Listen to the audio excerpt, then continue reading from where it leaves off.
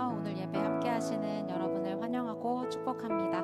우리 오늘도 주님의 사랑 안에 같이 모여서 예배할 수 있음이 너무나 큰 기쁨입니다. 우리 가능하신 분들은 함께 자리에서 일어나서 우리 주님을 찬양함으로 함께 나아가길 원하는데요. 지금 우리는 사순절 기간을 보내고 있습니다. 예수님께서 이 땅에 오셨고 우리를 위하여 십자가에 지신 그 사건이 어떤 역사적으로 있었던 그냥 사실 그것이 되는 것이 아니라 정말로 지금 살고 있는 우리에게, 나에게, 나를 위하여 오셨음을 우리가 믿고 그것을 받아들이기를 원합니다. 우리 오늘 찬양할 때에 정말로 우리 가운데 사랑으로 오시고 우리를 너무나 사랑하시는 그 주님을 함께 찬양하고 또한 경험할 수 있기를 원합니다. 우리 함께 찬양합시다.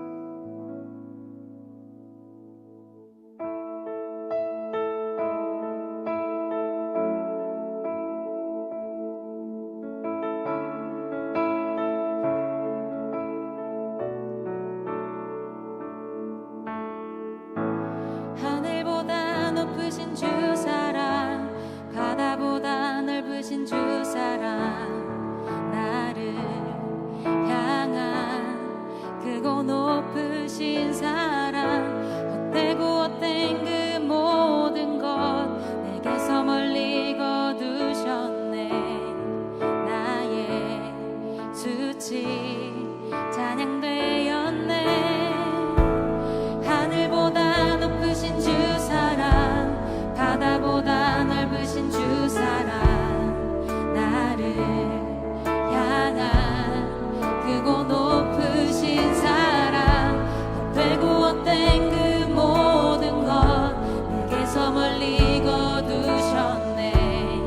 나의 수치 찬양되었네. 영원히 감사드리리 주님의 은혜, 날 찾아주신 그 사랑, 오 주님 내 전부 사랑해요, 경배해요, 나 주 위에 살리 영원토록 신실하신 그 사랑을 전 하늘보다 높으신 주 사랑, 바다보다 넓으신 주 사랑, 나를 향한 크고 높으신 사랑, 헛되고 헛된 그 모든 것 내게서 멀리 거두셨네. 나의 수치 찬양되었네. 영원히 감사드리리 주님의 은혜, 날 찾아주신 그 사랑, 오 주님 내 전부 사랑해요, 경배해요, 나 주 위에 살리 영원토록 신실하신 그 사랑, 영원히 감사드리리, 영원히 감사드리리 주님의 은혜, 날 찾아주신 그 사랑, 오 주님 내 전부 사랑해요, 경배해요, 나 주 위에 살리 영원토록 신실하신 주 사랑을 전하리. 하나님께서 세상을 사랑하사 독생자를 주셨으니 믿는 자는 영생을 얻으리. 하나님께서 세상을 사랑하사 독생자를 주셨으니 믿는 자는, 우리 믿음으로 고백합시다. 하나님께서 세상을 사랑하사 독생자를 주셨으니 믿는 자는 영생을 얻으리. 하나님께서 세상을 사랑하사 독생자를 주셨으니 믿는 자는 영생을 얻으리.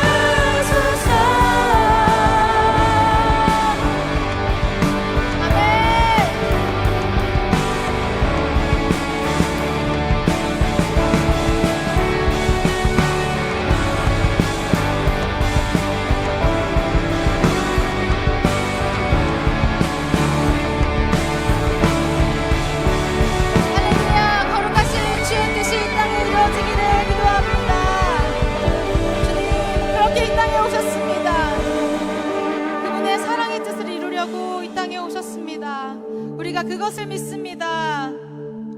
아멘.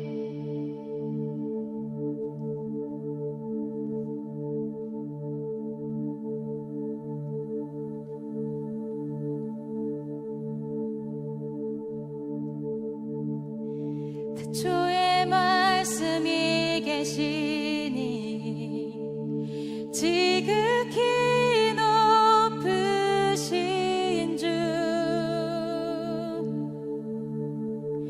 만물의 감추인 주 영광 예수 나타내셨네. 그 이름 아름답도다. 그 이름 아름답도다. 나의 왕 예수 그리스도 그 이름 아름답도다. 비교할 수 없네. 그 이름 아름답도다. 예수의 이름 우리 위에 오신 주이네. 하나님 나라 임했네.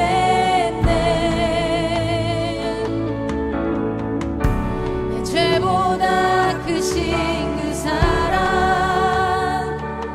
무엇도 끊지 못해. 그 이름 경이롭도다.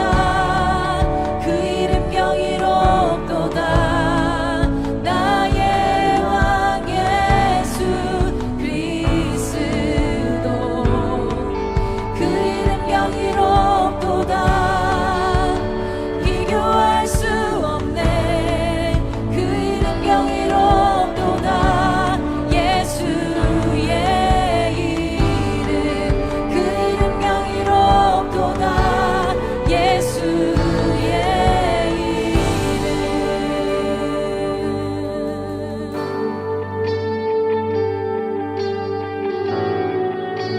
우리 그 이름을 생각합시다.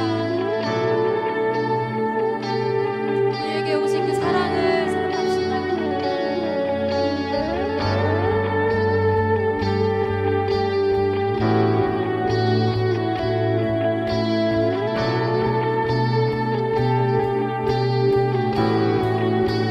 죽음 이긴 주 휘장 찢었네. 죄와 무너 장장케 해. 고난을 외쳐 영광 찬양해. 주 예수 다시 사셨네. 맞설 자 없네. 이길 자 없네. 영원히 다스리는 주 모든 나라와 모든 영광과 모든 이름 위에 이름. 그 이름 강력하도다. 그 이름 강력하도다. 나의 왕 예수 그리스도 그 이름 강력하도다. 대적할 자 없네. 아멘. 그 이름 강력하도다. 우리 다시 한번 고백합시다. 맞설 자 없네. 맞설 자 없네. 이길 자 없네. 영원히 다스리는 주 모든 나라와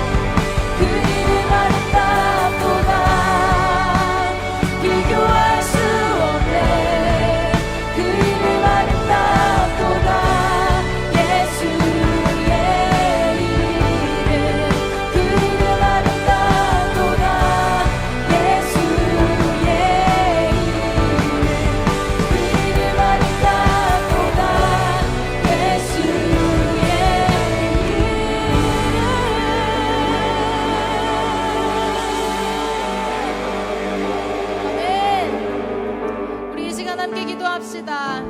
그 이름의 능력, 그 이름의 힘을 우리가 믿고 나아가기를 원합니다. 주님 정말로 우리를 위하여 오셨습니다. 우리를 대신하여 죽으셨고 우리를 대신하여 싸우려고 이 땅에 오셨습니다. 우리가 그것을 믿으며 나아갑시다. 나는 나약하지만 나를 향한 그 사랑으로 나와 함께 싸우시고 나와 함께 이겨나가시는, 나를 위하여 부활하신, 이미 승리하신 주님을 우리가 기억하면서 우리 이 시간 함께 기도합시다. 기도하겠습니다.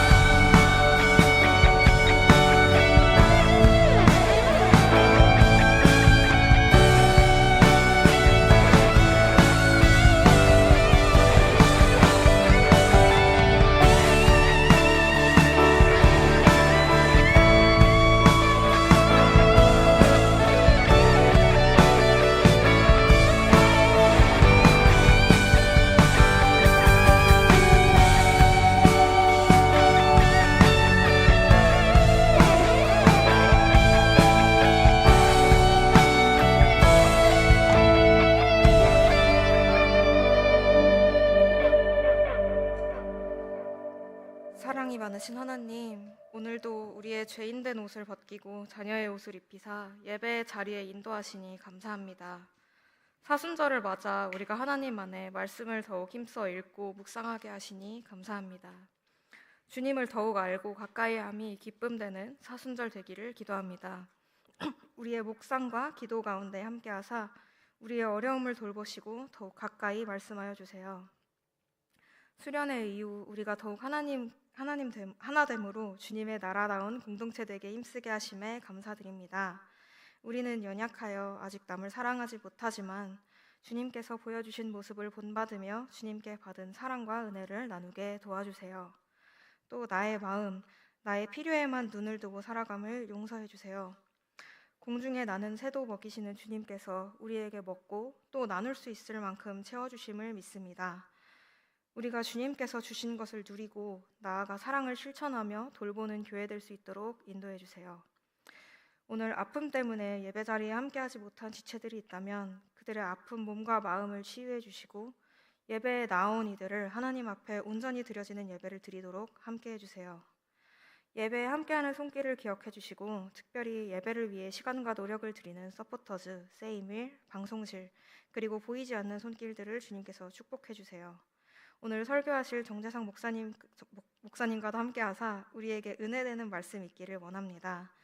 우리의 예배뿐 아니라 일상에서도 열매 맺는 예배자 되게 도와주세요. 항상 우리 곁에 함께하시는 살아계신 예수님 이름으로 기도드립니다. 아멘.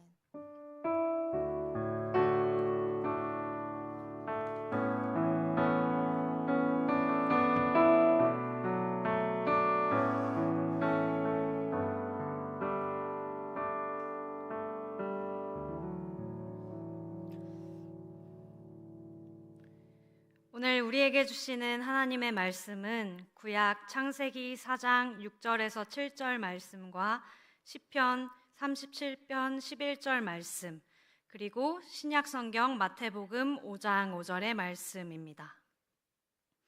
이제 제가 하나님의 말씀을 봉독하겠습니다. 여호와께서 가인에게 이르시되 내가 분하여 함은 어찌 됨이며 안색이 변화함은 어찌 됨이냐. 내가 선을 행하면 어찌 낯을 들지 못하겠느냐. 선을 행하지 아니하면 죄가 문에 엎드러져 있느니라. 죄가 너를 원하나 너는 죄를 다스릴지니라. 그러나 온유한 자들은 땅을 차지하며 풍성한 화평으로 즐거워하리로다. 온유한 자는 복이 있나니 그들이 땅을 기업으로 받을 것이미요. 아멘.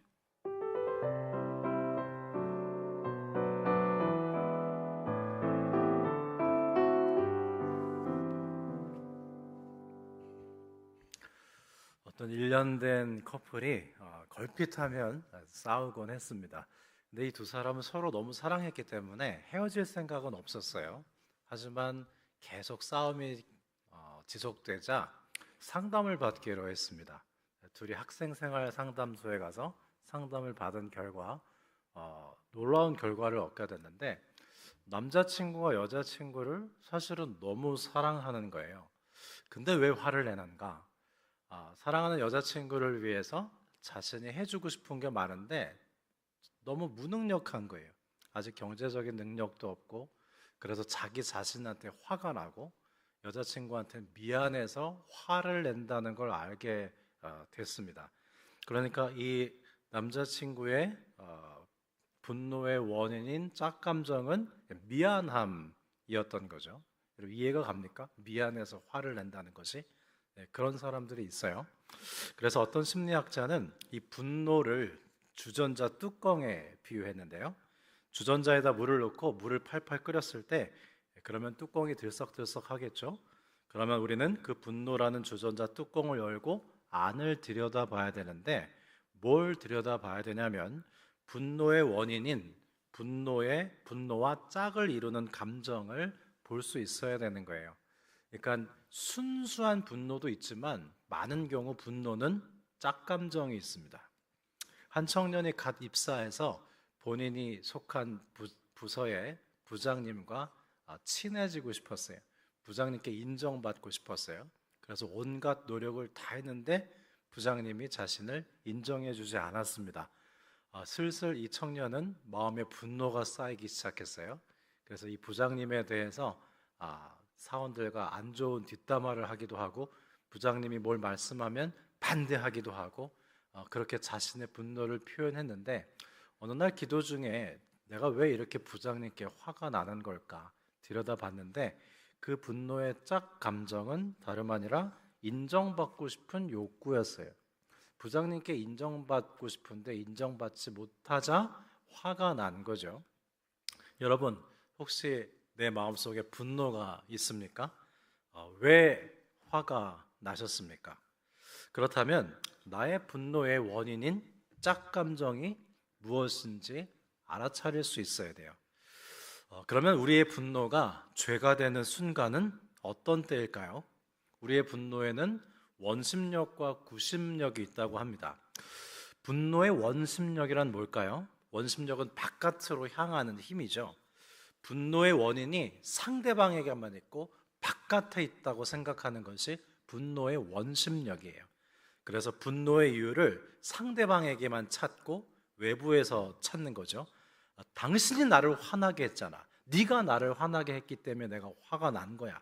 이렇게 모든 일의 책임을 상대방에게 돌리기만 하면 분노는 죄의 영역으로 넘어가기 시작합니다. 그러면 분노의 구심력은 뭘까요? 말 그대로 구심력은 힘이 안으로 향하는 것이죠. 분노의 구심력이란 분노의 원인과 이유를 상대방이 아닌 나 자신에게서 찾아보는 겁니다. 그러면 분노의 원심력과 구심력 중 어떤 게 더 근본적인 것일까요? 심리학자들은 분노의 원인을 상대방에게서 찾는 원심력이 아니라 나 자신에게서 찾는 구심력이 더 본질적인 것이라고 합니다. 왜냐하면 화도 내가 내는 것이기 때문이죠. 남이 나를 위해서 대신 화 내주는 경우도 있지만 중요한 건 내가 화가 난다는 거잖아요. 그래서 내가 왜 화가 나는지 분노의 원인을 내 안에서 찾아보는 것이 본질적인 것이라는 겁니다. 오늘 창세기 본문에는 분노한 가인의 모습이 등장하는데요. 그가 분노한 이유는 하나님께서 동생 아벨의 제사는 받으셨지만 자신의 제사는 받지 않았기 때문이었습니다. 하나님께서 아벨의 제사는 받으시고 가인의 제사를 받지 않은 것에 대해서 혹자는 아벨은 피해 제사를 드렸고 가인은 피해 제사를 드리지 않았기 때문이다 라고 하는 경우가 있는데 그것은 사실이 아닙니다. 하나님께서 가인의 제사를 받지 않으신 것은 제사의 내용 때문이 아니에요. 히브리서 11장 4절에 보면 믿음으로 아벨이 더 나은 제사를 드렸고 라는 말씀이 있습니다. 이 말씀을 비추어 볼 때 가인의 예배는 믿음이 결여된 예배였다는 걸 유추해 볼 수 있어요. 믿음이 뭐예요? 중심과 진실이 담긴 관계를 믿음이라고 합니다. 그런데 가인의 제사에는 중심과 진실이 담겨 있지 않았습니다. 그래서 하나님께서 가인의 예배를 받지 않으신 것인데요. 가인은 자신에게 문제가 있다는 생각을 하지 못하고 분노의 원심력만 발휘해서 하나님께 분노하고 동생 아벨에게 분노했습니다. 그래서 하나님께서 가인에게 물으셨죠. 가인아, 너 왜 그렇게 화가 났니? 하나님이 몰라서 물어보시는 게 아니에요. 즉, 가인아, 지금 아벨의 예배가 연락되고 너의 예배는 받아들이지 않은 것을 가지고 아벨에게 분노할 게 아니라 너 자신과 너의 예배가 왜 거절당했는지를 살펴봐야 되지 않겠니? 분노의 원심력이 아니라 구심력을 발휘해야 되지 않겠니? 라고 하나님께서 가인이 스스로 돌아볼 수 있도록 일깨워 주신 질문을 한 것이죠. 그러나 본문을 자세히 보면 가인은 아무런 답을 하지 않습니다.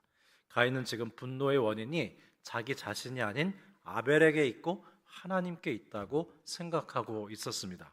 이처럼 분노의 결과는요, 하나님과 단절하고 이웃과 단절해요. 그 결과 하나님과 멀어지고 이웃과 멀어진 결과 사탄의 밥이 되고 맙니다. 바로 이 부분에서 가인의 분노는 단순 분노가 아니라 죄의 지배 영역으로 넘어가고 있었습니다. 분노한 가인이 죄의 지배를 받게 되자 하나님이 또 한 차례 경고하시는데요. 7절 말씀입니다.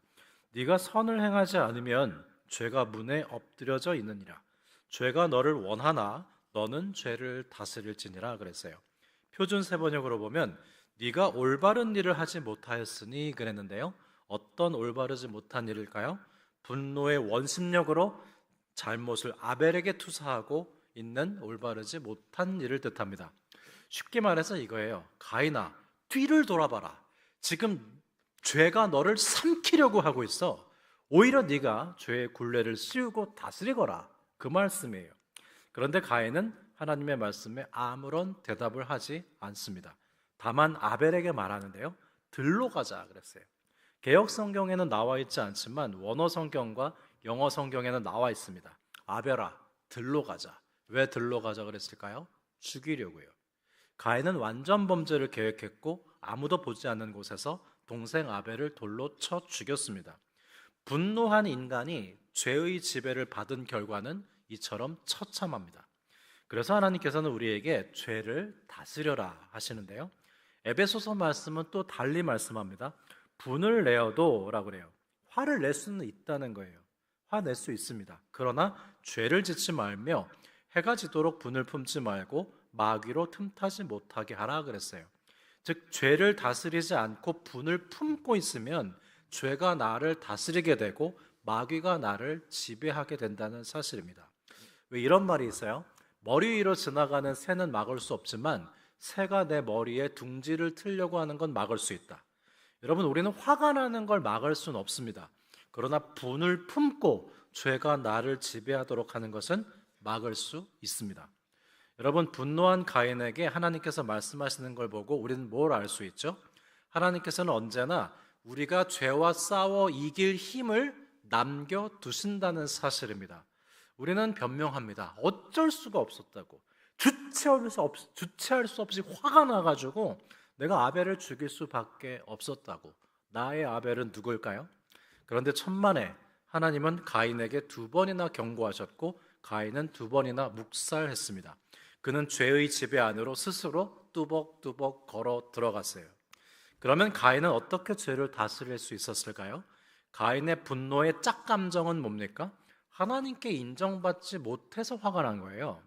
그러면 만일 가인이 하나님, 저도 하나님께 인정받고 싶습니다.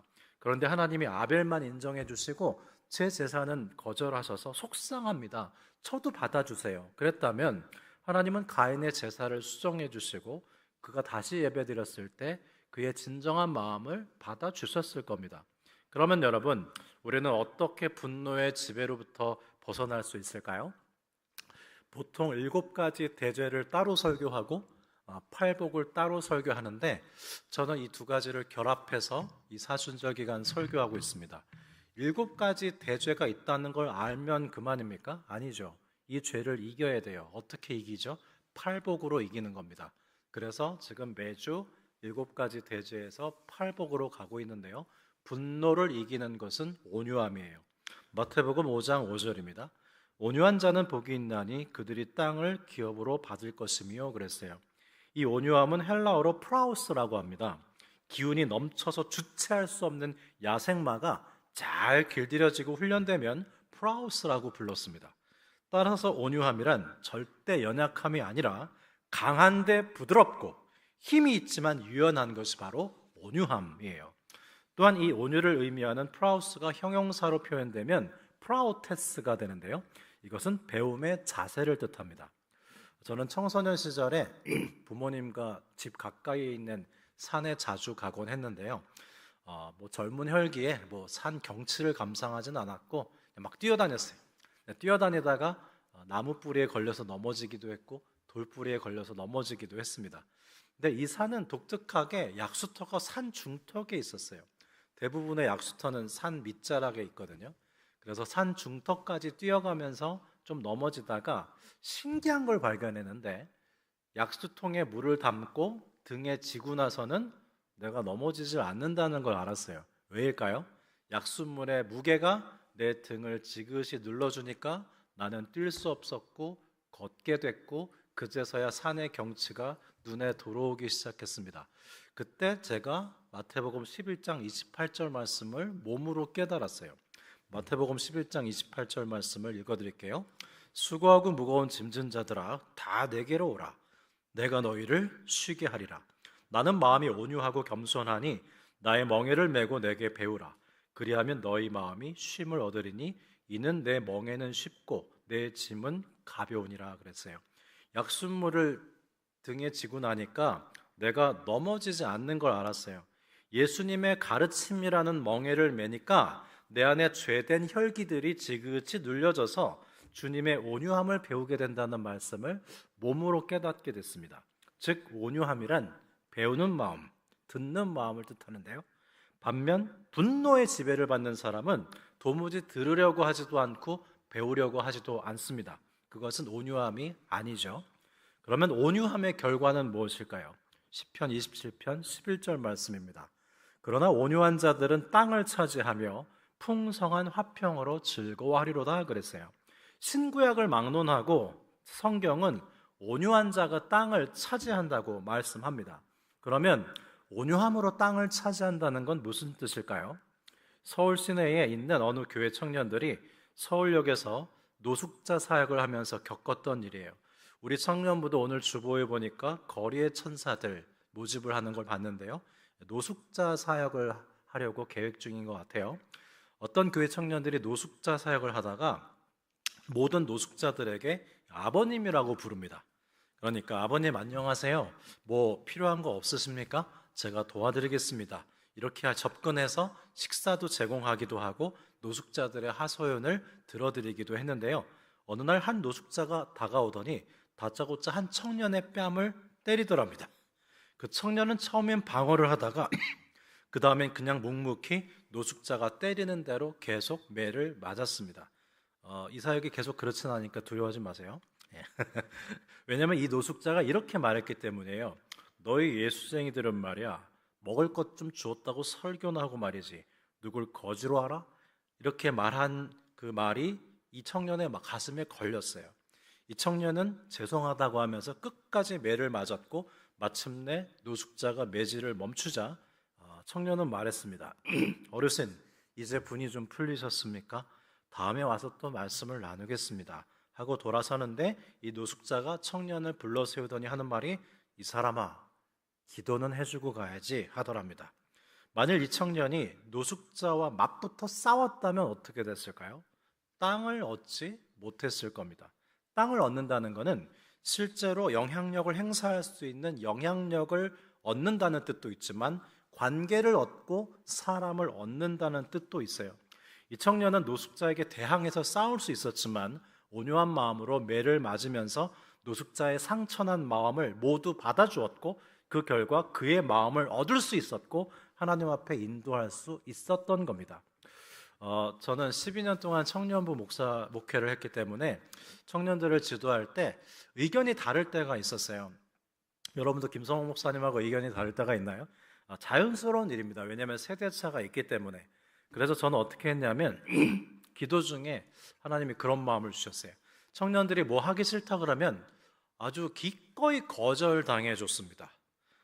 제가 어떤 새롭고 좋은 제안을 했을 때 청년들이 아유 그거 노숙자 사역 해본 적 없다고 부담된다고 나 맞으면 어떡하냐고 막 거절했을 때 거절당하는 거야 뭐 난들 좋았겠어요?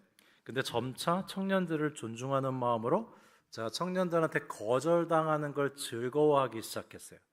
뭐 하자. 싫어? 그럼 그래 하지 말자.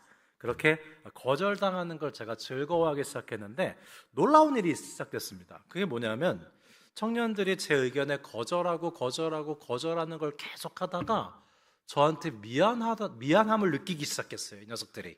그러면서 더 나아가서 저를 신뢰하게 됐고요. 목사님이 시키는 대로 억지로 굴종하는 게 아니라 자발적으로 순종하면서 기꺼이 함께 해줬습니다. 그래서 아주 행복하게 청년 사역을 했어요. 여러분, 김성호 목사님 내가 엄청 아끼는 목사님이니까 뭐 하자 그러면 반대하지 말고 잘 협조해 줄 수 있죠? 청년 여러분, 땅을 차지하는 거는 다투고 싸워 이겨서가 아니라 온유함으로 차지할 수 있습니다. 그러니까 교회 공동체 안에서도요, 너무 이기려고 하지 말고 주님 안에서 서로 져주고 거절 당해 주세요. 그 결과 관계를 얻고 땅을 얻게 될 겁니다. 이건 저의 목회 지침이기도 해요. 저는 성도님들과 싸워 이겨서 목회하지 않아요. 그냥 져드려요. 하기 싫으세요? 그럼 말죠 뭐. 그럼 화평하게 돼요. 싸워 이겨서 뭐하게? 싸워 이겨서 관계 잃고 마음 잃으면 그게 목회인가? 그건 아무것도 아니에요. 그래서 여러분, 사랑한다면 거절 당해 주세요. 그래? 하기 싫어? 그럼 말지 뭐. 좀 기다려줄 수도 있고 이해할 수 있을 때까지 참아줄 수도 있는 거예요. 그럴 때 관계를 얻고 마음을 얻습니다. 온유한 자가 땅을 차지하는 거죠. 그러면 성경 인물들 중에 온유한 사람들은 어떤 사람들이 있었을까요? 특별히 성경은 온유한 사람을 들 때 항상 모세를 이야기합니다. 민수기 12장 3절, 이 사람 모세는 온유함이 지면의 모든 사람보다 승하더라. 아주 유명한 말씀입니다.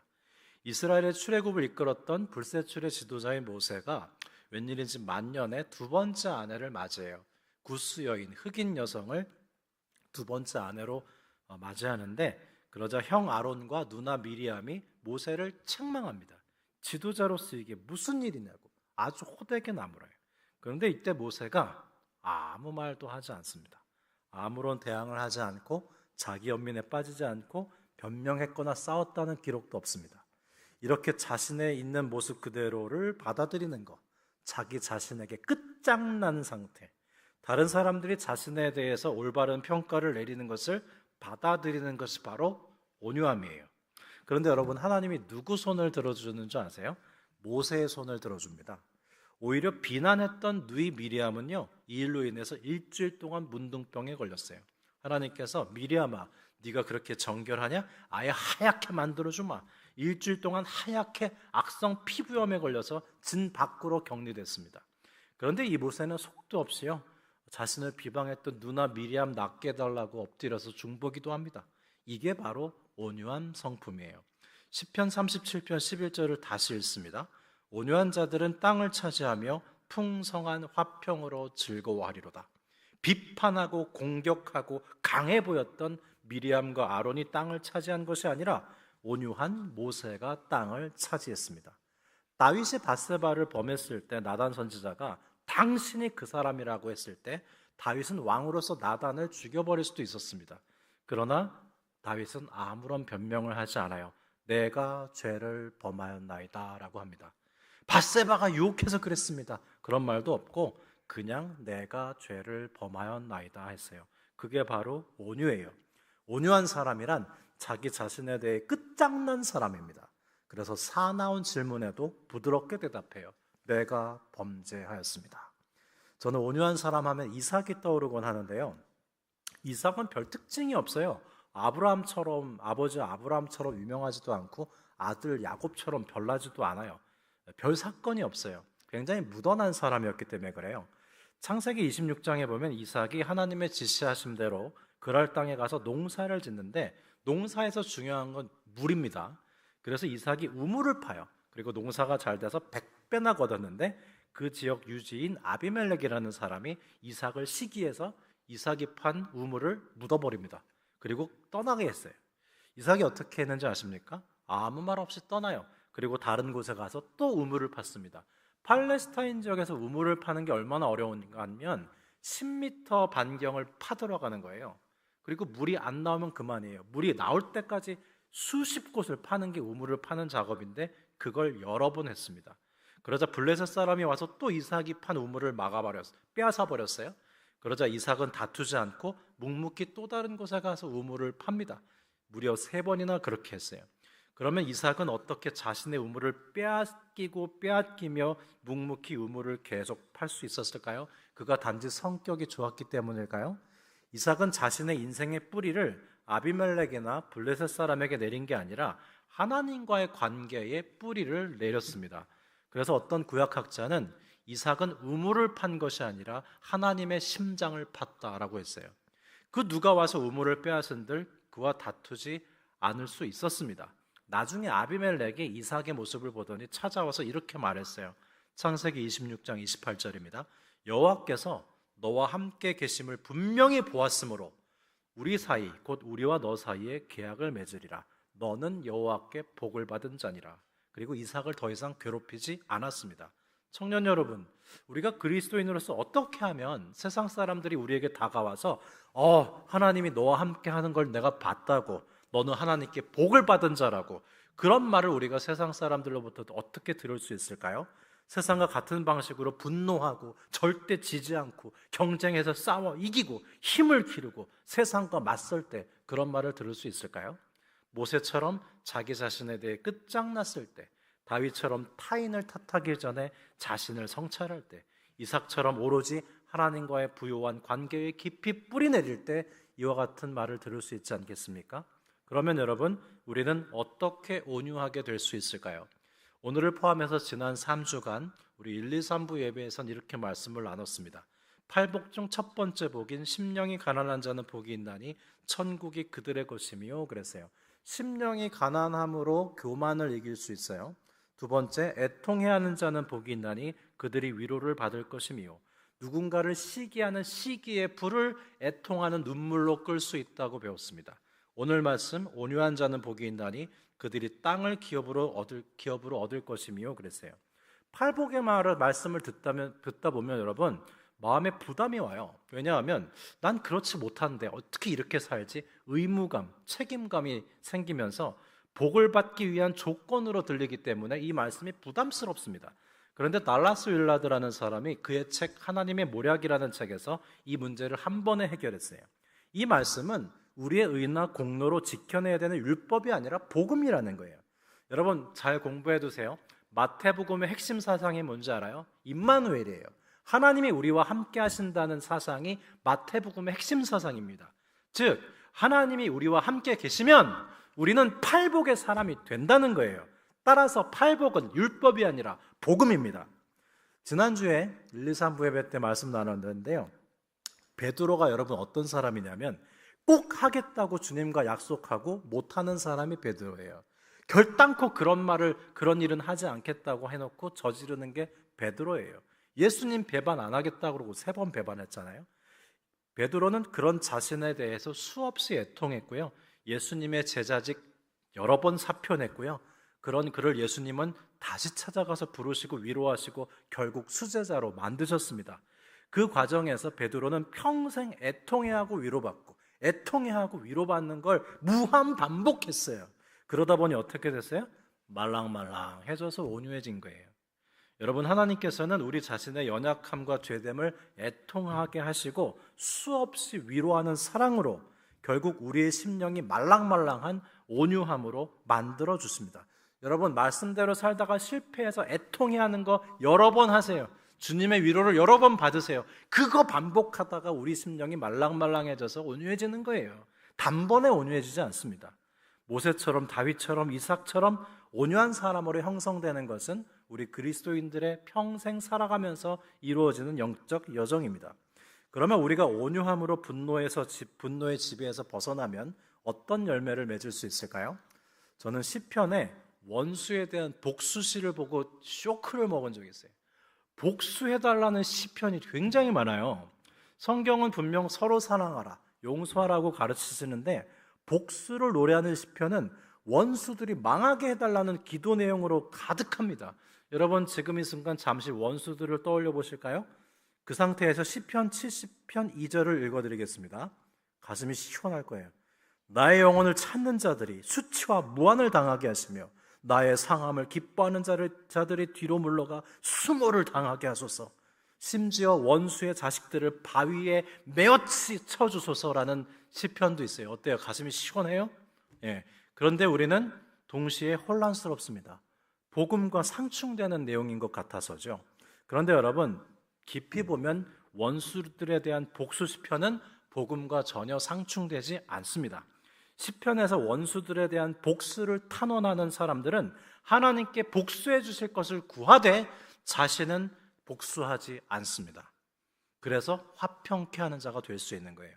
많은 인생들이 여러분 어떻게 사는지 아세요? 여러분 조금만 사회생활 해보세요. 분노해요. 예. 그리고 복수해요. 보복당해요. 내가 복수하면 상대는 가만히 있어요? 보복해요.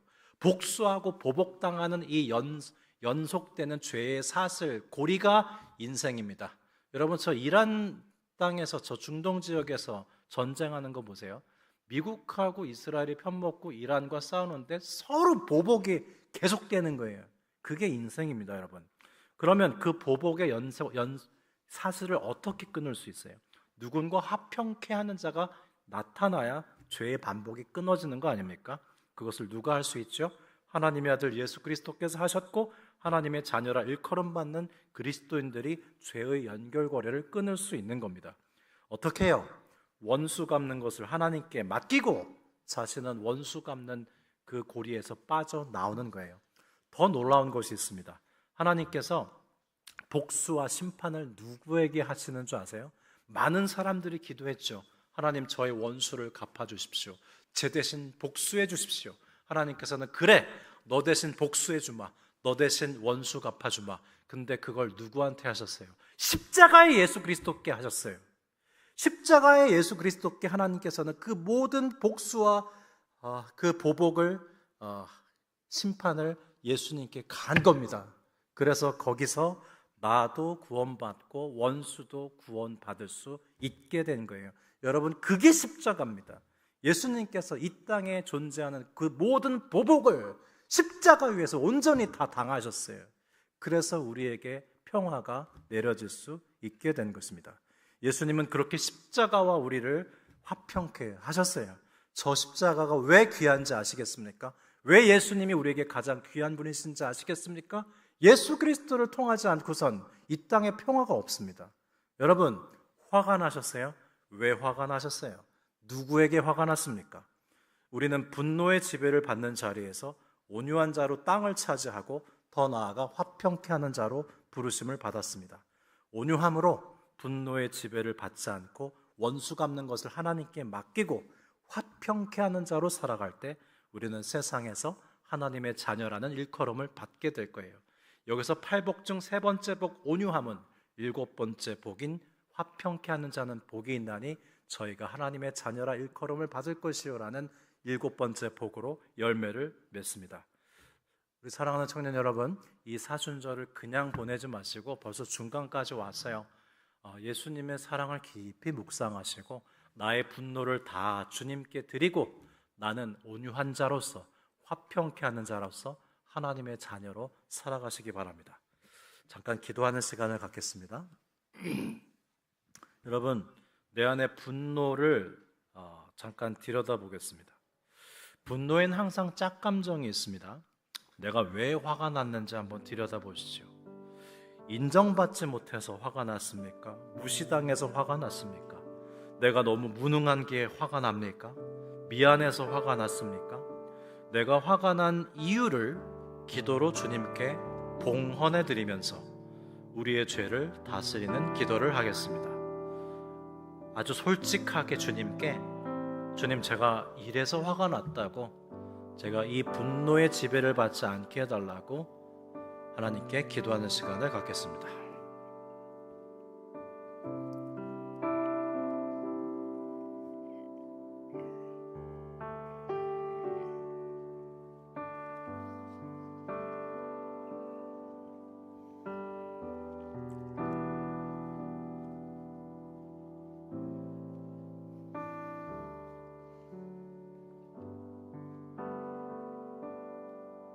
잠깐 기도를 멈추시고 우리 마음 가슴에 두 손을 이렇게 얹히시고 주님의 위로를 좀 받으십시오.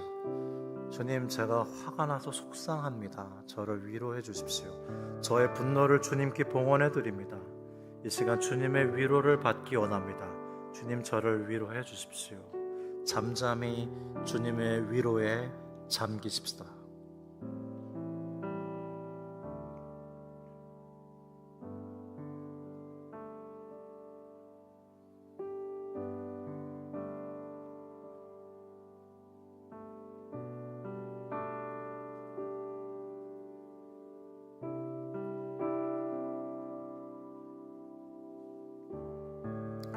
계속해서 기도하겠습니다. 세상은 서로에게 분노하고 복수하고 보복하는 죄의 사슬을 벗어나지 못합니다. 우리는 심판을 하나님께 맡기고 복수의 사슬에서 빠져나와서 화평케 하는 자로 살도록 부르심을 받았어요. 여러분, 절대 복수하지 마십시오. 심판은요, 하나님의 몫이지 우리의 몫이 아닙니다. 심판은 하나님께 맡기고 절대 더불어 악해지지 마십시오.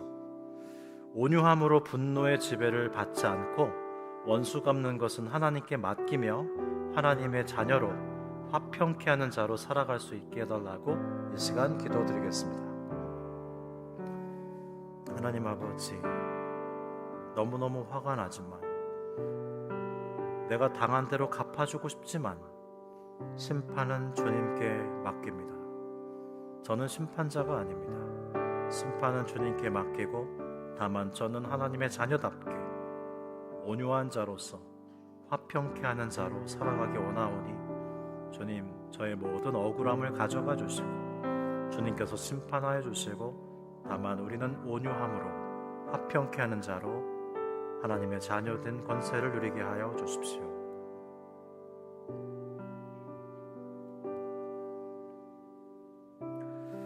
하나님 아버지, 제 안에 분노가 있습니다. 원수 갚는 것을 하나님께 맡기고 보복의 사슬에서 빠져나와서 온유한 자로 땅을 차지하며 화평케 하는 자로 살아가며 하나님의 자녀된 권세를 누리게 하여 주십시오. 지금도 분노하며 보복의 보복을 거듭하는 저 중동 지역의 전쟁이 하루빨리 종식되게 하여 주시고 약자와 여성들이 큰 피해를 당하고 있는데 주님, 그들을 불쌍히 여겨 주옵소서. 평화의 왕이신 예수 그리스도의 이름으로 기도드립니다. 아멘. 파송의 찬양을 부르기 전에 선거 관련 공동의 폐회 선언을 하고자 합니다. 여러분, 교회 정치를 이 기회에 배우시기 바라요. 우리가 장로, 권사, 안수 집사를 교회적으로 세웠거든요. 2월 22일 이후 지난주까지 3차에 걸친 선거를 다 마쳤습니다. 우리 청년들도 선거에 잘 참여해줘서 고맙습니다. 선거 결과를 제가 당회장으로서 보고를 드리면 전체 투표자는 538명으로 역대 가장 높은 투표율을 보였습니다. 장로 피택자는 3분, 안수집사 피택자는 9분, 권사 피택자도 9분입니다. 총 21분의 임직자가 선출됐습니다. 투표가 원만하게 이루어질 수 있도록 협조해 주신 우리 청년들한테 감사의 마음을 전하고요. 이제 공동의회를 폐회하겠습니다. 선거로 인해서 2월 1일에 있었던 공동의회가 정회가 되었고요. 2월 22일 선거를 시작할 때 속회가 된 거고요. 이제 선거가 다 끝났기 때문에 오늘 3월 15일에 공동의회가 폐회되는 거예요. 이해가 되셨어요? 네, 그렇게 하는 거예요. 자, 근데 공동의회를 폐회할 때 여러분의 동의 제청을 받아야 폐회 선언을 할 수 있습니다. 제가 공동의회 어떻게 하시겠습니까? 그러면 여러분은 폐회에 동의해 주시고 가하시면 예해 주시면 됩니다. 공동의회 어떻게 하실까요? 잘했어요. 그렇게 하는 거예요. 가하시면 예해 주십시오. 네, 공동의회 폐회를 선언합니다. 모든 우리 청년들과 수고해 주신 선관위 위원분들께 감사의 마음을 전하고요. 하나님께 영광을 돌립니다. 다 함께 일어나셔서 파송의 찬양 부르겠습니다.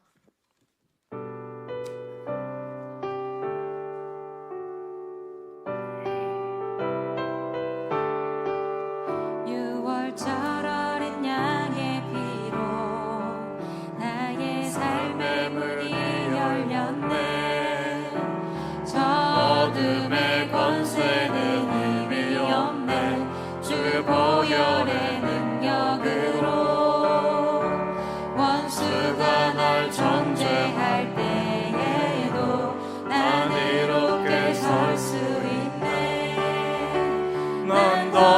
이상 정죄함 없네.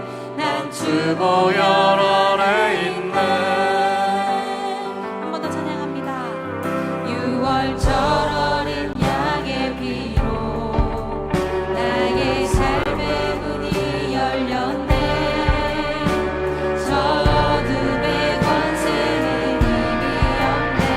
주 보혈의 능력으로 원수가 날 정죄할 때에도 나는 이롭게 설 수 있네. 난 더 이상 정죄함 없네. 난 주 보혈 아래 있네. 난 주 보혈 아래 있네.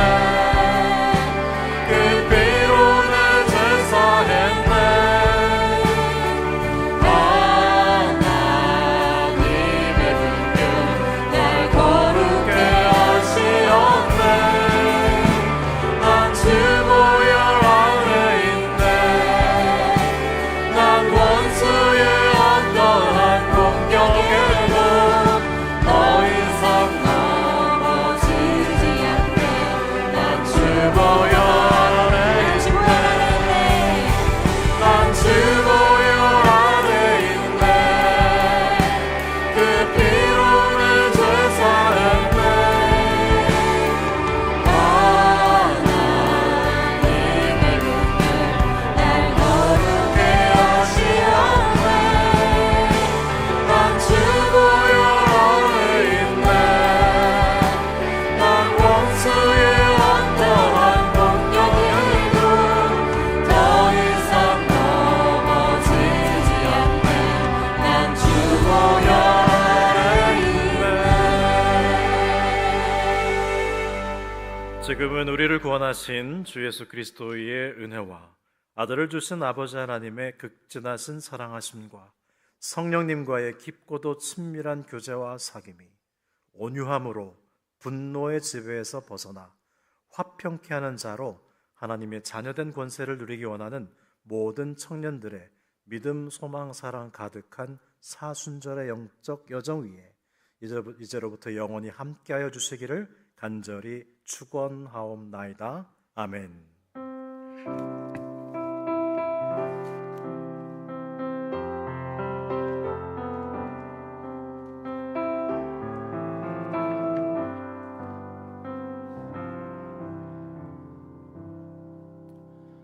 네, 오늘도 예배 자리에 나오신 우리 자매 형제 여러분을 환영하고 축복합니다.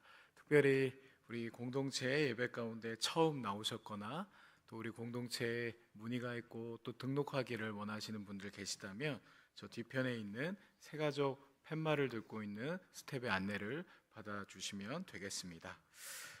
우리 사순절이 계속 깊어가고 있습니다. 우리 사순절을 더욱 가까이 우리가 느끼기 위해서 청년부에서 영성 훈련 달력을 이용한 사순절 훈련, 영성 훈련을 하고 있고요. 또 우리 저 뒤에 예배 전에 이렇게 들어오실 때 보면은 성화로 예수님의 사순절의 그 여정을 묘사한 그런 작은 전시회를 하고 있습니다. 그 전시회가 다음 주일까지 이어지는데요. 다 혹시 감상하지 못한 분들은 다음 주일에 조금 일찍 예배 전에 오셔가지고 그림으로 또 보는 예수님의 사순절의 여정을 여러분 또 함께 나누시면 좋을 것 같습니다. 우리 또 이번 사순절에 그냥 묵상에 그치는 것이 아니라 묵상한 것들을 가지고 우리가 현장으로 나아가 예수님의 마음을 품고 예수님처럼 또 우리가 여러 가지 실천들을 좀 하기를 원하는데요. 우리 주보 5페이지에 보시면 사순절 현장 실천 전면 광고가 있습니다. 예수님께서 하셨던 것처럼 우리도 또한 우리의 삶을 나누는 기회를 여러분 가지시면 좋겠는데요. 드림스타트 벚꽃 봉사단이라는 이름으로 우리가 이 도봉구 관내에 있는 16가정의 반찬을 좀 배달하는 그러한 일을 하고자 합니다. 봉사 일시는 3월 28일인데요. 20일까지 신청을 저희가 마감을 해야 합니다. 그래서 혹시 관심이 있는 분들, 문의가 있는 분들은 전화 우리 교육자들에게 해주시면 좋겠고요. 또 담임 목사님 설교 중에도 언급하셨는데 거리의 천사들이라는 이 서울시 내에서 굉장히 오랫동안 노숙인 사역을 했던 단체가 있는데요. 우리 청년 공동체가 3월 25일 수요일 날 이 일에 함께 하고자 합니다. 늦은 밤 시간부터 시작해서 다음 날 이제 새벽까지 하게 되는 그러한 봉사 활동인데요. 이거는 인원수를 조금 제한을 두고 있습니다. 그래서 선착순으로 5명까지만 모집을 하고 있습니다. 신청하기를 원하시는 분들은요, 거기 QR 코드 통해 가지고 신청을 해주시면 되겠습니다. 그리고 다음 주일에는 우리가 연합소 그룹 모임을 처음으로 갖고자 합니다. 우리 이미 이제 각 총무들이 모여가지고 이제 소그룹 매칭을 이제 완료를 했고요. 주중에 이제 카톡방도 개설을 할 예정이고 그 카톡방 통해서 여러 가지 또 공지들을 드릴 예정입니다. 그래서 우리가 또 각 부서 청년부를 넘어서서 함께 또 하나됨을 누리는 그런 귀한 시간들 될 수 있기를 바랍니다. 목마름 각 청년부 불로 계속 이어지고 있습니다. 참고해 주시고요. 또 함께 기도해 주시면 고맙겠습니다. 네, 이어서 우리 영상 광고 계속 보도록 하겠습니다.